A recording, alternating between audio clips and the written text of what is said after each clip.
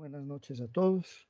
Es un placer poder estar con ustedes para que hablemos un poquito sobre la maestría en Ciencias de los Datos y Analítica, que es un programa que ofrece la Universidad de AFIT, digamos, con el respaldo de todas las escuelas de la universidad. Eso es una de las características más importantes que tenemos, que en un tema transversal y un tema que está transformando radicalmente el mundo y la forma como hacemos los negocios y cómo nos desempeñamos en todos los campos, pues la universidad le hemos querido dar desde el principio un toque totalmente transversal, donde se integre los puntos de vista de todas las escuelas que tenemos en la universidad y de esa manera pues poder ofrecer un programa que sea pertinente y en el cual podamos decir con orgullo que es que nuestros egresados están transformando la forma de desarrollarse la comunidad, la forma de realizar las actividades económicas, la forma de abordar los problemas, etcétera.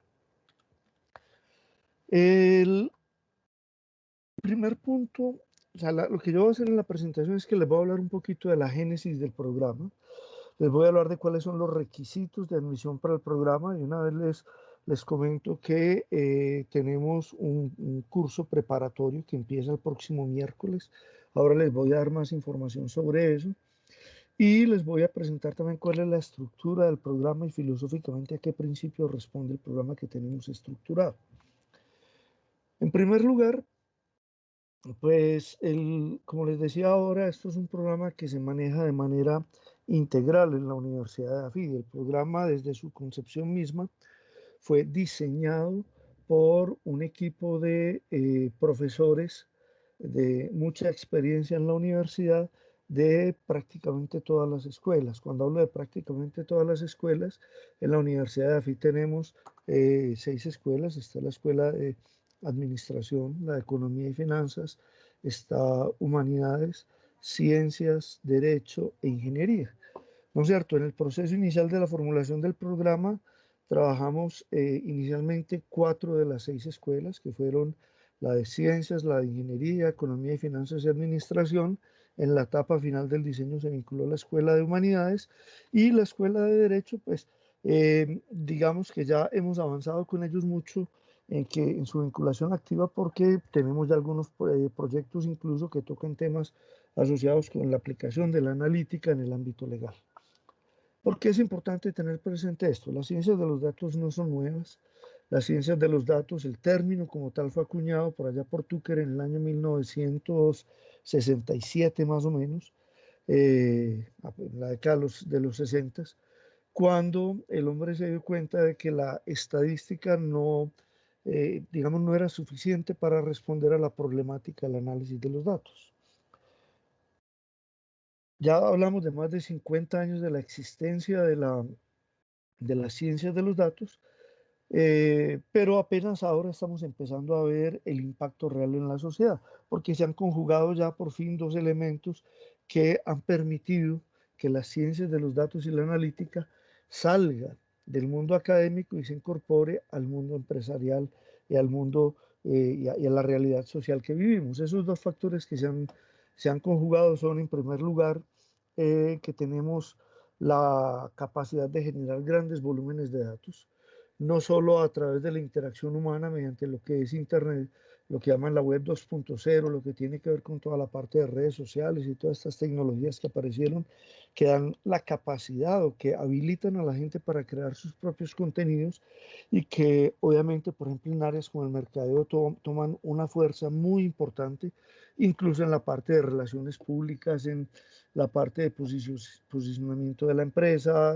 muchas cosas de estas son absolutamente fundamentales el día de hoy, sino también porque tecnologías que se desarrollaron inicialmente para hacer recopilación de información del funcionamiento de las máquinas en producción con el fin de poder tener sistemas de control automatizado.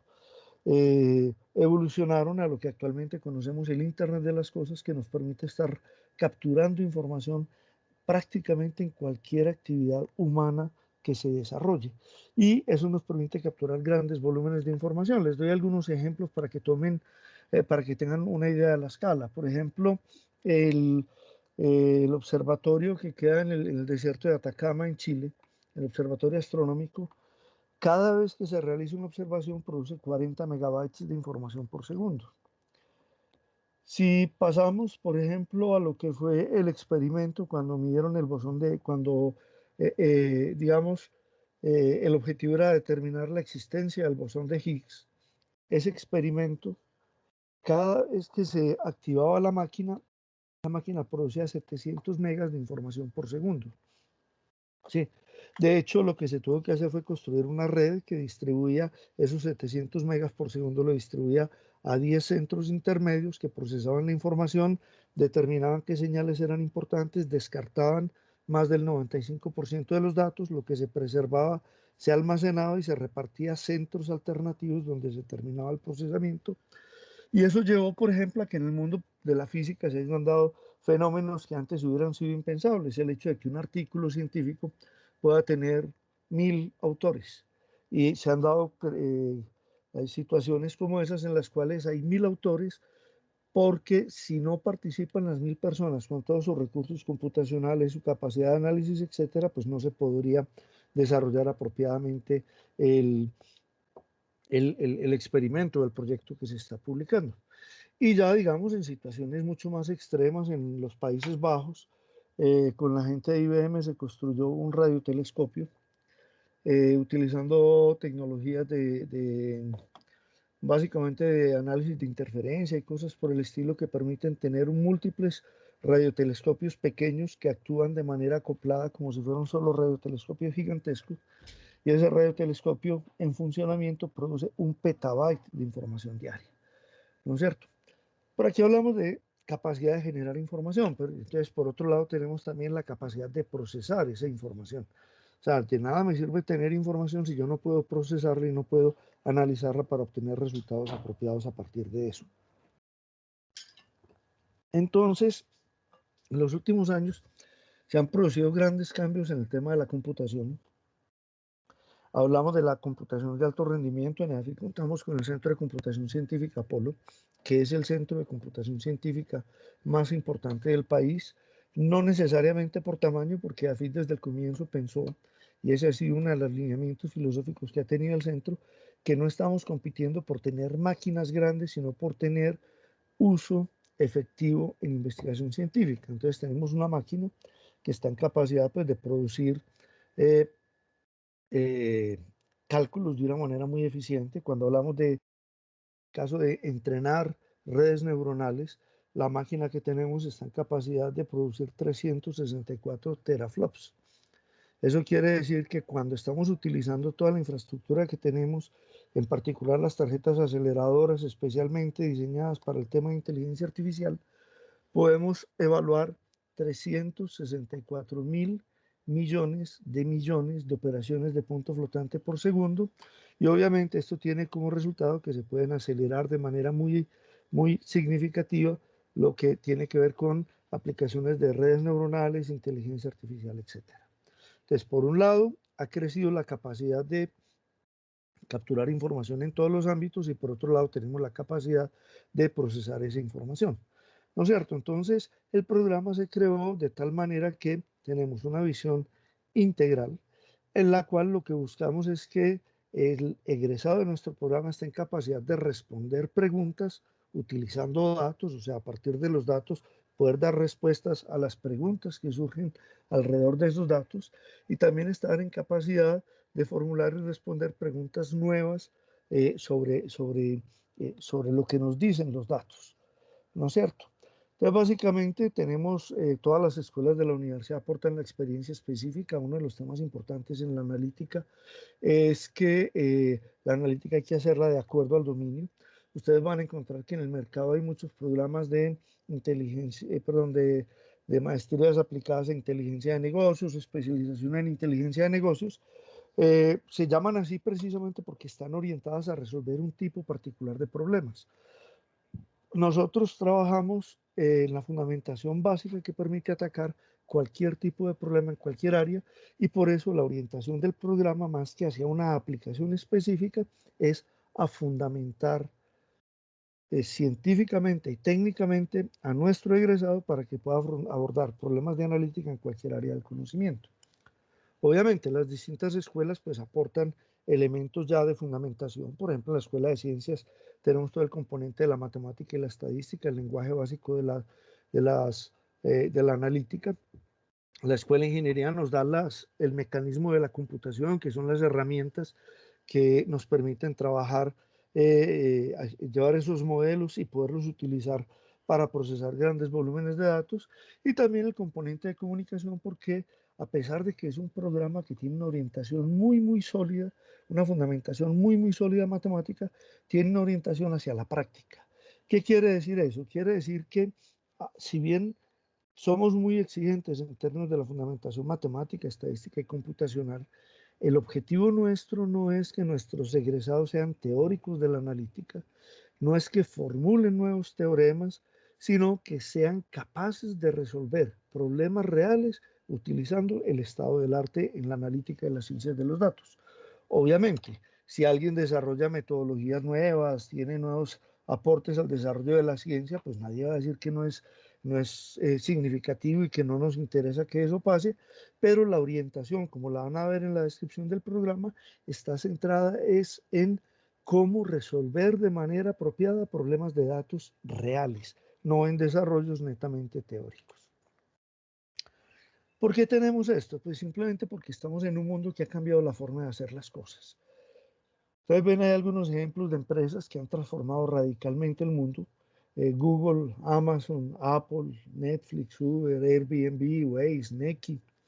Es más, miren, aquí en la universidad estuvo hace más o menos unos 4 o 5 años, estuvo la gente de General Electric y ellos nos decían lo siguiente, que General Electric había pasado por un proceso de transformación y ellos veían la empresa internamente como una empresa de datos, no una empresa que produce equipos. Ustedes saben que General Electric es reconocida pues por electrodomésticos y eso en una escala, pero tiene equipos mucho más sofisticados, equipos de escala industrial, incluso motores para aviones, etcétera.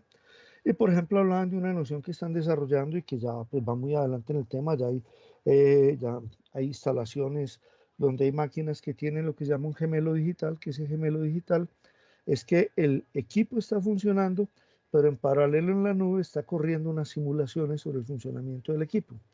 En la comparación entre los dos, enriquece el modelo de simulación, pero también el modelo de simulación se utiliza para predecir y determinar qué posibles problemas pueda tener la máquina, incluso antes de que los problemas empiecen a ser evidentes. Y de esa manera se puede garantizar que se toman medidas correctivas en los momentos apropiados. También les comento que hace 2 años, en el 2018, estaba en la ciudad de Pori, en Finlandia. Me invitaron al lanzamiento de un centro de inteligencia artificial y robótica.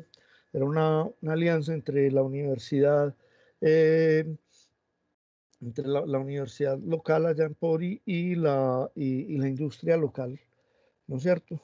La Universidad de Satacunta y la industria local, donde ellos básicamente estaban hablando de el impacto que tenía eso a nivel mundial.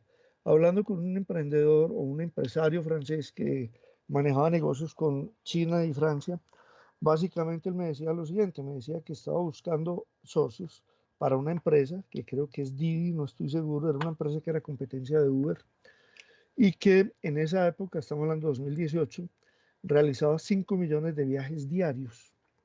5 millones de viajes diarios con un promedio, pues, digamos, conservador de $3 por viaje a 15 millones de dólares diarios. Pero ellos esperaban para el 2020 haber incrementado el número de viajes a 35 millones de viajes diarios. Sí, que ya 35 millones de viajes diarios por $3 daría 105 millones de dólares diarios. Sin embargo, hablando con él me decía, Juan Guillermo, aquí el problema no es un problema de cuánto dinero mueve esta empresa. Imagínese la cantidad de negocios que se pueden generar sabiendo cómo se desplaza diariamente 35 millones de personas en todo el mundo. Sí, y vamos a encontrar que muchas de estas empresas están basadas en la información y donde la información es un activo muy importante. Netflix, Amazon con sus sistemas de recomendación, ¿no es cierto? Google con su motor de búsqueda que está totalmente personalizado hasta el punto de que nos están vendiendo publicidad permanentemente y nosotros no nos damos cuenta porque publicidad ajustada, hecha a la medida dependiendo de las consultas que necesitamos y dependiendo del historial que tenemos y todo el impacto que esto está teniendo en transformar las cosas. Pero no solo en el mundo de los negocios, también, por ejemplo, en el mundo del arte. La Universidad de Harvard realizó un estudio sobre las obras más exitosas en Broadway, donde no solo incluyó análisis desde el punto de vista artístico, sino que incluyó otros elementos que son muy importantes, como son, por ejemplo, variables socioeconómicas que reflejaban cuál era el estado de la sociedad en el momento de la aparición de la obra, y encontraron lo siguiente, que las grandes obras tenían que cumplir dos grandes características. La primera, que eran obras que desde el punto de vista artístico se consideraban obras geniales, obras clásicas, que iban a resistir el embate del tiempo, pero había una segunda característica que era muy importante. Había habido una coincidencia entre la temática tocada por la obra y la situación social pertinente. Y cuando se lograba hacer eso, era que se producían las grandes obras que estaban activas durante décadas, incluso en el tema del teatro musical y del teatro en Broadway. Un ejemplo de eso es la obra de Hamilton, que es una obra pues, relativamente reciente, que habla de la historia de Hamilton, que fue uno de los padres fundadores del Estado americano, que era inmigrante. La obra fue escrita por un inmigrante y todo su cast está compuesto por inmigrantes en un momento en el cual había grandes tensiones, o ustedes saben las situaciones que estamos viviendo en este momento con los inmigrantes, con las tensiones por la xenofobia y todo este tipo de cosas. Y es una obra que, digamos, no sé si todavía estará con el mismo nivel de demanda, pero si ustedes querían conseguir boletas para entrar a la obra, tienen que conseguirlas con 6 meses de anticipación mínimo y la boleta más barata está del orden de $350 y son obras que son absolutamente exitosas. Y la gente de estas universidades, pues en este caso, por ejemplo, la Universidad de Harvard, han utilizado técnicas de analítica y ciencias de los datos en campos donde aparentemente antes la matemática, la estadística, la computación pues no tenía cabida y ya nos damos cuenta de que efectivamente se puede utilizar de manera transversal en todas las áreas del conocimiento. El proceso de admisión básicamente es académico, o sea, es un proceso que es netamente académico, está basado en un examen. Ese examen abarca 3 temas: matemáticas, estadística y computación. Ya voy a entrar un poquito en detalle, pero les quiero contar un poquito sobre eso.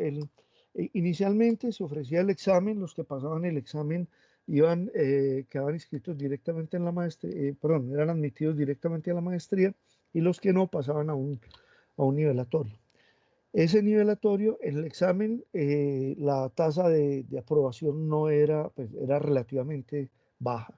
Estamos hablando del orden del 10% de la gente que se presentaba, pero la gran mayoría de los que no pasaban el examen se tomaban el nivelatorio, y en el nivelatorio el porcentaje de aprobación era del 90%. Nosotros hicimos un estudio donde consultamos con los estudiantes que habían pasado derecho, los estudiantes que habían pasado por el nivelatorio, los profesores que habían dictado clases en el nivelatorio, que habían dictado clases en los primeros semestres de la maestría, y al analizarlo llegamos a una conclusión que era la siguiente, que la gente que estaba pasando derecho a la maestría era la gente que utilizaba de manera cotidiana la matemática, la estadística y la computación, ¿no es cierto? Entonces, claro, cuando se enfrentaban a los problemas que ustedes encuentran publicados en la página web, en particular el ejemplo número 2, donde hay un taller completo que es básicamente el mismo formato del examen de admisión, pues tenían, digamos, estaban activos con el uso de estas herramientas y no tenían problema para enfrentarlo. En cambio, que la gente que no estaba en eso, lo que pasaba era que, pues, en primer lugar, tenían las capacidades y de hecho lo han demostrado en la maestría, tenían las capacidades y ustedes obviamente ya todos lo demostraron cuando aprobaron sus programas de pregrado, pero simplemente estaban, nosotros utilizamos una palabrita para eso que es oxidados, falta de práctica. Entonces, claro, cuando llegaban al nivelatorio, que el nivelatorio eran 36 horas de clase en 3 semanas, 12 horas de actividad semanal, donde se cubrían todos los temas y al final había un examen de evaluación,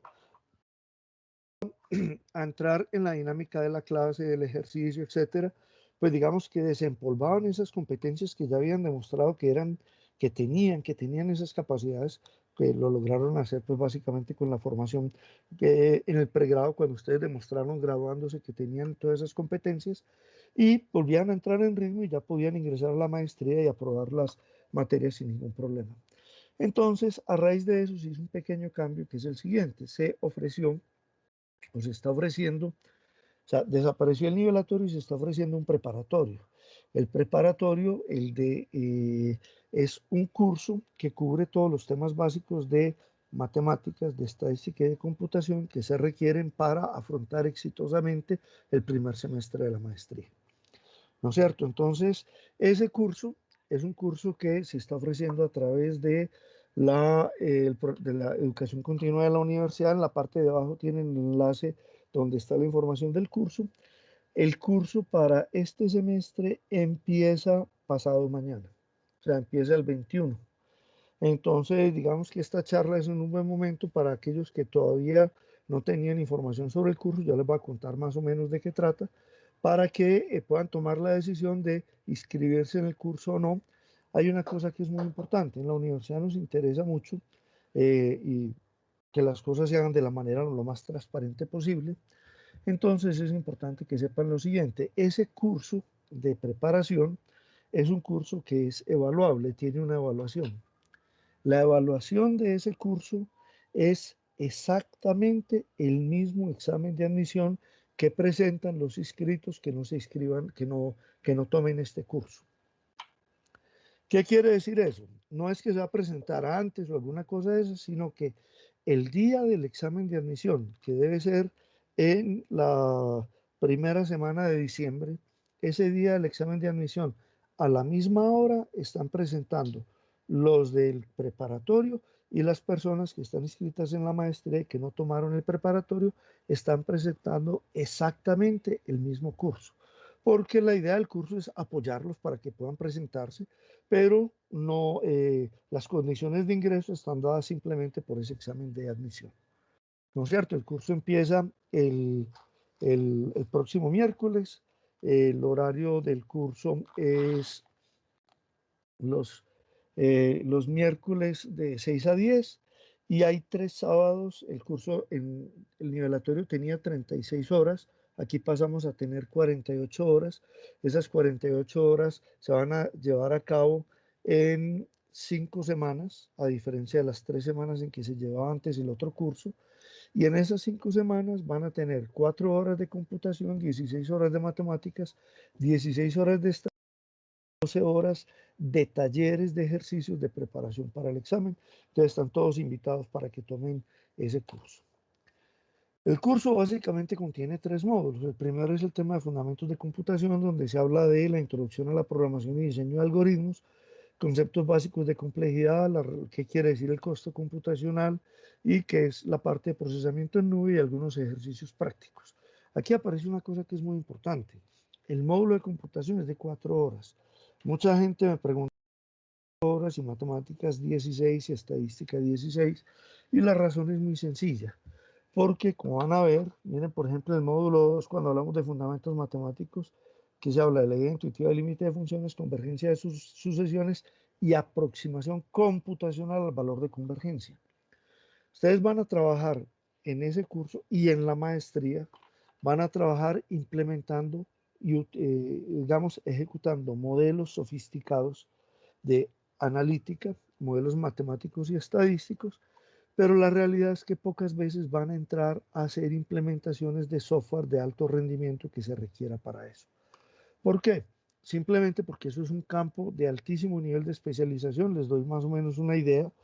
Nosotros organizamos el semestre pasado con la gente de la Universidad de Berkeley, con el centro de DeXID, que es uno de los centros de supercómputo de Estados Unidos, y con Apolo, obviamente, organizamos un curso, dimos un curso de programación paralela. Los estudiantes que tomaron ese curso acá, cuando hicieron la primera aplicación, que era una multiplicación de matrices sencillas, lo que uno aprende de fila por columna, etcétera, ese tipo de cosas, lograron tener una eficiencia comparada con la mejor implementación que se conoce a nivel mundial, que es BLAS, del 15%. Eso quiere decir que mientras Blas calculaba la multiplicación de 100 matrices, 100 multiplicaciones de matrices, lo que hicieron los estudiantes era capaz de multiplicar 15 matrices, aplicando técnicas conocimiento de la estructura del hardware, de manejo del caché, de ya detalles de bajo nivel, lograron subir esa eficiencia al 75%. Nosotros somos conscientes de que ustedes van a utilizar la parte computacional, pero la mayor parte del tiempo van a utilizar herramientas y por eso hacemos mucho más énfasis en la parte matemática y estadística que en la parte de programación como tal. ¿No es cierto? Van a trabajar con programación, obviamente, de la forma como se trabaja actualmente en este momento. Toda la gente que trabaja en analítica y en ciencias de los datos utiliza la programación para orquestar el funcionamiento de esas herramientas sofisticadas, como es el caso de TensorFlow, como es el caso de R, como es el caso de MATLAB, ese tipo de herramientas donde ya hay muchas cosas implementadas y ustedes van a articular eso para poder hacer uso eficiente de esos recursos para la solución de problemas. En la parte de fundamentos matemáticos, pues vamos a tener la idea intuitiva de lo que son límites de funciones, convergencia, algunos conceptos básicos de diferenciación e integración, obviamente, como les decía, siempre mirando la aplicación computacional, un repaso de lo que es el álgebra de matrices y cuál es el impacto que tienen en la parte de análisis de grandes volúmenes de datos, valores y vectores propios, su interpretación y cómo se aplican. De hecho, les adelanto temas ahí. El tema de los valores y vectores propios es fundamental para poder atacar temas de reducción de dimensionalidad. Hay temas, por ejemplo, cuando la gente de Google está utilizando el criterio del PageRank para clasificar las páginas. Ese PageRank es el resultado de un sistema lineal que en este momento puede tener más o menos unos 50.000 millones de variables. Quiere decir que está representada por una matriz de 50.000 millones de filas por 50.000 millones de columnas o probablemente muchos más. Y trabajar esa escala pues, requiere aplicaciones computacionales. Obviamente también requiere reducir dimensionalidades y técnicas de esas. Y también aquí se repasa lo que tiene que ver con métricas, normas, productos escalares. Toda esa fundamentación está muy orientada a lo que es la parte de analítica y ciencias de los datos. Porque además quiero hacer una claridad desde el comienzo y es la siguiente. Esta maestría es una maestría en ciencias de los datos y analítica. La maestría no es ni en matemáticas, ni en estadística, ni en computación. Si ustedes hacen una maestría en matemáticas, van a tocar temas matemáticos más avanzados de los que hay acá. ¿Sí? Obviamente son temas que no aplican en analítica. Si tienen en estadística, van a tocar a trabajar con temas que no van a tener aplicación acá, pero que son temas mucho más avanzados. Lo mismo va a pasar en computación. En esta maestría van a trabajar con el estado del arte en matemáticas, en estadística y en computación, que son todas aquellas herramientas que les van a permitir resolver problemas en la vida real utilizando los recursos computacionales y modelos analíticos y modelos de ciencias de datos para resolver los problemas. También tenemos un módulo de la parte de estadística que tiene que ver con la descripción gráfica, visual y tabular de datos, con lo que son indicadores de centralidad y dispersión, cómo se interpretan, análisis de normalidad y otros modelos explicativos de incertidumbre, estimación puntual de indicadores, márgenes de error, validación estadística de conjeturas, introducción al análisis de dependencia y correlación entre variables y lo que es el tema de visualización gráfica y tabulación de datos multivariantes. Hay una cosa que es muy importante. Todos estos temas que se ven acá normalmente son temas que se cubren en la gran mayoría de los programas a nivel de pregrado. A pesar de que suenan como temas sofisticados, no es que sean temas muy sofisticados. ¿Por qué lo hacemos? Porque recuerden que la admisión pasa por un examen y con ese examen lo que buscamos es que tanto ustedes, cuando sean admitidos, como nosotros que estamos al frente del programa, tengamos la garantía de que cuando ustedes lleguen a tomar esas materias del primer semestre, pues tienen el nivel adecuado. Y como les digo, estamos convencidos de eso y simplemente le estamos ofreciendo las alternativas que los pueden apoyar, que como les digo, tampoco es que sea obligatorio. El que quiera presentar directamente el examen lo puede presentar sin ningún problema. Entonces voy a empezar a presentarles, digamos, cuál es la estructura de la maestría. Entonces, aquí quiero empezar haciendo un énfasis en lo siguiente. La maestría en Ciencias de los Datos y Analítica de la Universidad de AFI tiene dos modalidades. Una es la modalidad de profundización, otra es la modalidad de investigación. La diferencia entre las dos, como lo van a ver más adelante, está dada por un semestre adicional. O sea, la maestría de investigación tiene 4 semestres, la que está viendo en este momento la modalidad de profundización es de 3 semestres. Primero, ¿por qué tenemos la diferenciación? En el sistema colombiano se reconocen dos tipos de maestría. Se reconoce la maestría de investigación y la maestría de profundización. El gobierno colombiano considera la maestría de profundización un título terminal. ¿Qué quiere decir eso? Quiere decir que cuando yo opto por la maestría en profundización, es como si estuviera diciendo no voy a continuar con mi doctorado. En cambio, que la maestría de investigación se considera un paso para continuar con el doctorado. Obviamente, cuando ustedes van a empezar la maestría, ustedes apenas están empezando a meterse en el tema, es altamente probable que todavía no tengan claridad si amerita o no dentro de sus planes de desarrollo continuar con un doctorado. Entonces lo que hicimos es lo siguiente. Lo que hicimos es que cuando se diseñó la maestría, en el momento en que se diseñó la maestría, eh, básicamente se trabajó de la siguiente manera. Se diseñó un núcleo común que corresponde al primero y segundo semestre y de hecho hasta la mitad del tercero, que es lo que ven en este momento en la pantalla como grisecito y azul.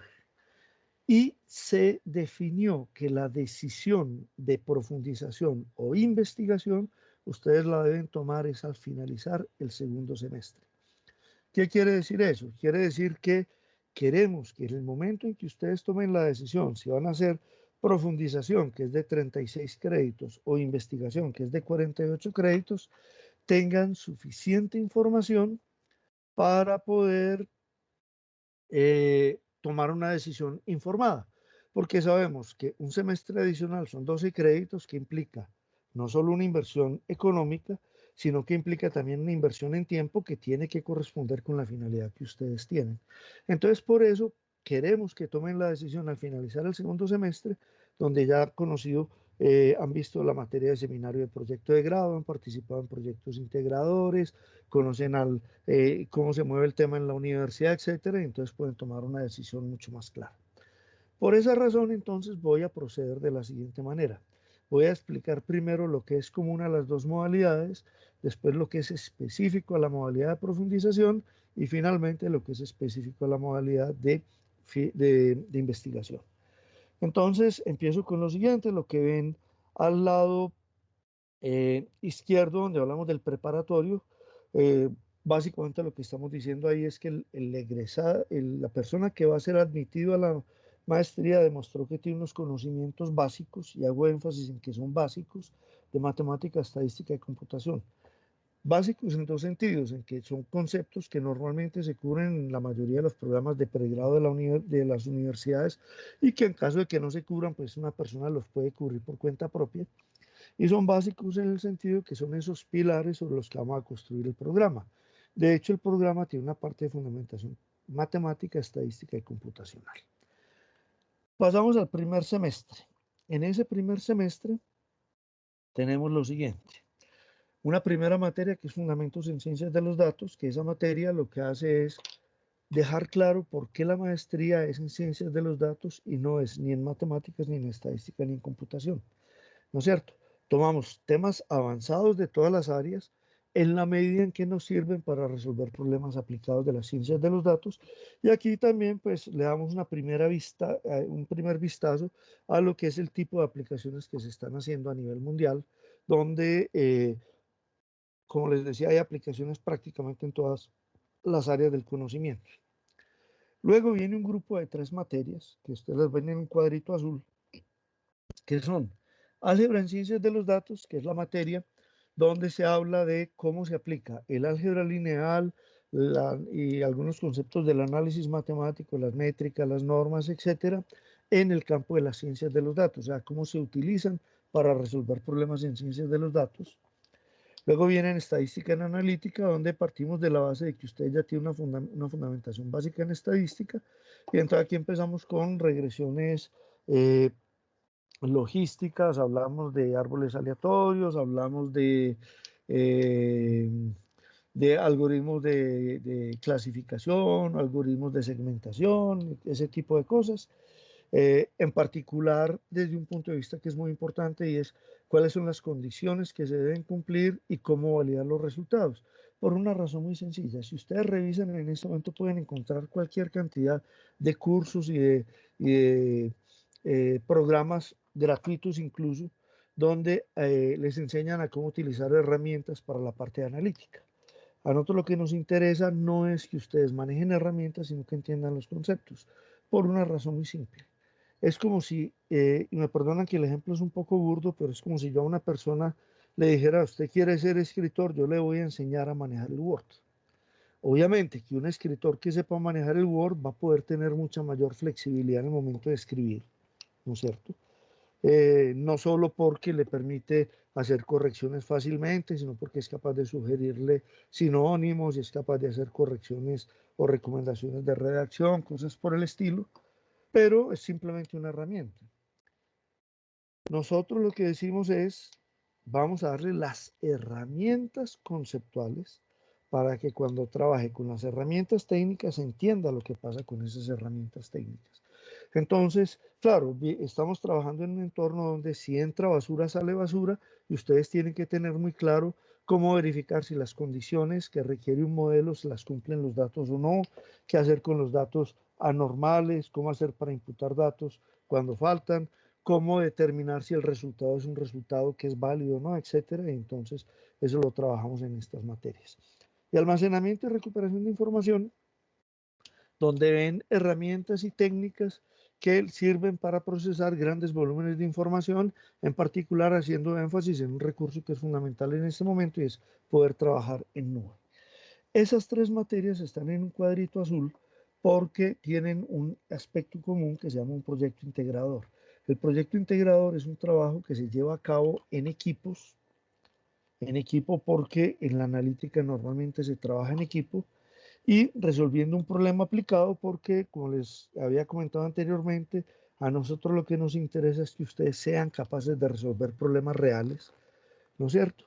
Y ese trabajo se desarrolla, se presenta ante un jurado que lo evalúa y la nota obtenida en ese trabajo corresponde al 35% de esas tres materias.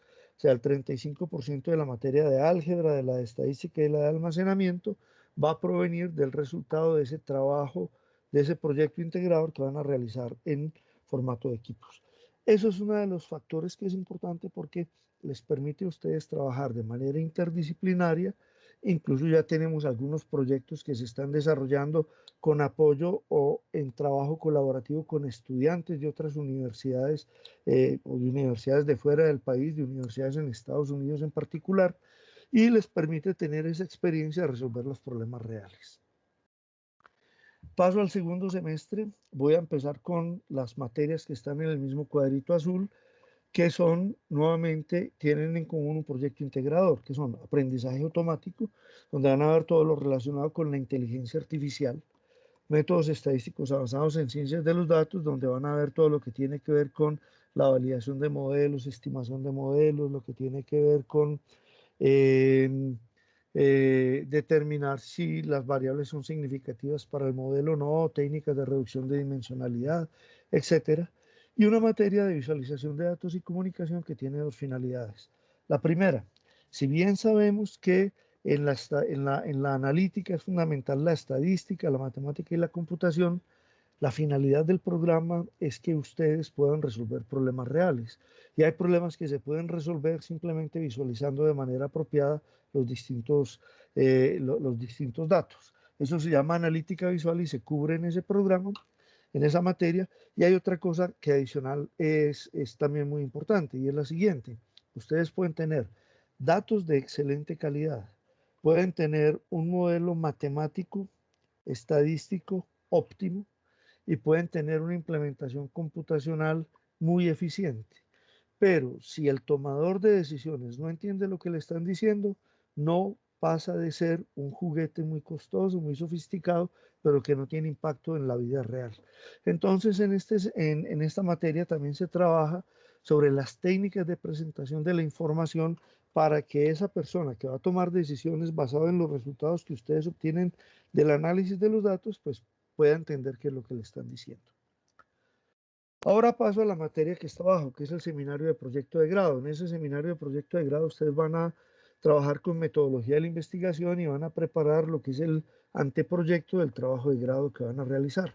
Ahí también van a tener la posibilidad de conocer qué grupos de investigación, qué investigadores y qué temas están trabajando en la universidad. Ese tema es muy importante porque sabemos que la analítica es transversal. Sabemos que todos ustedes cuando se presentan al programa tienen un interés común, que es la ciencia de los datos y la analítica, pero cada uno tiene un interés particular y es donde quiere aplicar esas cosas. Entonces, ustedes van a poder optar por ser dirigidos por cualquier profesor de la universidad que tenga título de magíster o doctorado, que sea de vinculación de planta y que esté trabajando en temas relacionados con analítica, en cualquier área del conocimiento. Tenemos gente que lo están dirigiendo desde el área de humanidades, gente que lo están dirigiendo desde matemáticas, desde finanzas, desde ingeniería, desde todas las áreas. Y lo que se busca es que ustedes puedan desarrollar ese interés particular de donde quieren aplicar la analítica.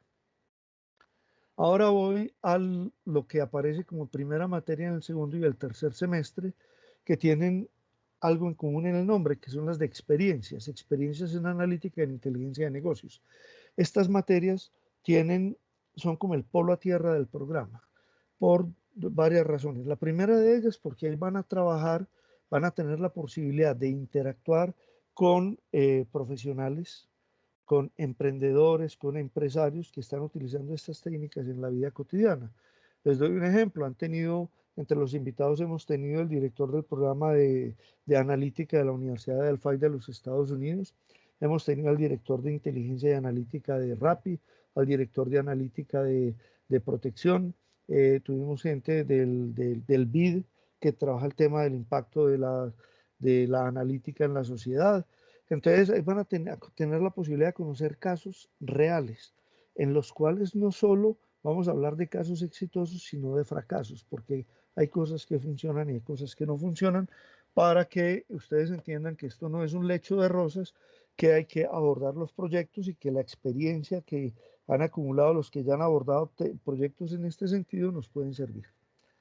Eso en primer lugar. En segundo lugar, también se trabaja sobre las implicaciones sociales, los aspectos éticos y el marco jurídico asociado con este tipo de tecnologías. Si ustedes revisan, por ejemplo, la OCDE sacó en el año pasado, en el mes de mayo, creo, un documento sobre el lineamiento de políticas para el uso de la inteligencia artificial. Ese documento fue firmado por todos los socios de la OCDE y por algunos observadores, entre ellos Colombia. Ya Colombia está en el proceso ya es parte de la OCDE, y en el Congreso colombiano en este momento están trabajando en un proyecto de ley para la incorporación de esos lineamientos en lo que tiene que ver con el uso de la inteligencia artificial. Y eso es muy importante. ¿Por qué? Piensen simplemente lo siguiente, en el Reino Unido hicieron la evaluación de los estudiantes, de los docentes de la educación básica utilizando una aplicación de inteligencia artificial. Les fue muy bien con la evaluación, pero cuando un profesor que había tenido mala evaluación dijo, listo, yo acepto que tengo mala evaluación, pero yo quiero saber por qué saqué mala evaluación, la secretaría correspondiente, responsable de hacer ese proceso, había contratado el trabajo con un tercero. A ese tercero le dijo, bueno, deme la explicación de por qué ese profesor sacó mala evaluación. El tercero básicamente dijo que no podía dar la explicación, que porque eso era un secreto industrial, la tecnología que habían utilizado. La realidad es que hay muchas técnicas de inteligencia artificial que son cajas negras donde no hay forma de saber cuál es la explicación de por qué se da la clasificación que se da. Sabemos que es exitosa, que funciona bien, pero no podemos dar la explicación. El caso llegó a los estrados, el juez determinó que si una persona le iban a evaluar y eso tenía impacto en su carrera profesional, etcétera, le iban a evaluar tenía derecho a saber por qué obtenía la evaluación que obtenía y como no fueron capaces de entregar esa evaluación, pues les tocó declarar nulo todo el proceso y regresar a los procesos de evaluación que tenían antes. Eso nos muestra una realidad que cada día es más fuerte de que la forma como se utilizan este tipo de tecnologías no solo debe ser aceptada por la sociedad, debe ser aceptable para la sociedad, sino que además debe cumplir con marcos legales correspondientes y ahí se va a trabajar ese tipo de cosas. Entonces están esas dos de experiencia, son dos materias cortas de un crédito cada una, pero donde vamos a poner ese polo a tierra que lleva la maestría y la conecta con la realidad. Adicional a eso, ustedes van a encontrar que hay tres selectivas. Realmente no son tres selectivas, son 9 créditos en selectivas que ustedes los pueden organizar de muchas maneras. Esas selectivas se pueden tomar de cualquier programa de posgrado de la Universidad de AFIT. Si bien hay algunas que están orientadas específicamente a temas técnicos de la maestría, lo que buscamos con esas selectivas es que si ustedes tienen interés en profundizar en el campo donde quieren aplicar el tema de la analítica, pues lo puedan hacer. Hemos tenido el caso, por ejemplo, de personas que han tomado materias en análisis financiero, en gestión de riesgos, etcétera, porque están aplicando estas tecnologías, están aplicando estas herramientas conceptuales y tecnológicas en solución de problemas en esa área en particular. De lo que les he contado hasta el momento son los elementos comunes. Ahora, el que haga el programa en modalidad de profundización, a todo lo que hemos visto, le adiciona un trabajo de grado de 6 créditos que se hace al final del tercer semestre, que puede ser una pasantía, o sea, trabajar con un grupo de investigación, desarrollar un proyecto, escribir un caso de estudio. Eso es pensando mucho en gente que tiene que replicar estas experiencias al interior de su organización o que son profesores. Monografía, que es una tesis tradicional de de maestría, o un artículo enviado a una revista indexada y con eso cubriría su programa de profundización. Voy a pasar al de investigación. Recuerden, la única diferencia que van a encontrar, les voy a pedir el favor de que miren detalladamente la pantalla, es la siguiente. Va a cambiar ese trabajo de grado y van a aparecer 2 materias que van a estar marcadas en rojo y va a aparecer un semestre adicional. Pero el resto del programa se mantiene intacto porque recuerden que los 2 primeros semestres son comunes y que la decisión de profundización o investigación la deben tomar es al finalizar el segundo semestre. Entonces, las 2 materias obligatorias adicionales que ve el que está optando por la modalidad de investigación son estadística no paramétrica en ciencias de los datos y minería de datos para grandes volúmenes de información. Aquí quiero hacer claridad en una cosa. Para las personas que están haciendo en profundización, esas materias son válidas como electivas. O sea, nosotros queremos que el que haga la modalidad de investigación es porque realmente quiere continuar con su doctorado y que está preparándose para ingresar a trabajar con un grupo de investigación en un programa de doctorado. El que esté interesado en profundizar temas de estos, pero que no quiera hacer el doctorado, pues puede tomar esas materias simplemente como electivas dentro de su modalidad de profundización. El otro cambio que hay en la modalidad de investigación es simplemente que tenemos que el trabajo de grado ya no es de 6 créditos, es de 12 créditos y solo hay una modalidad. La modalidad es una, eh, un artículo publicado en una revista indexada de ICI Scopus. ¿Por qué? Porque sabemos que el que hace la modalidad de investigación es porque quiere continuar el doctorado y si ustedes se presentan a un doctorado diciendo yo ya tengo un artículo publicado en una revista indexada de ICI Scopus que son muy exigentes en la parte científica, eso prácticamente les abre las puertas a cualquier programa de doctorado aquí en Colombia o incluso fuera del país. ¿No es cierto?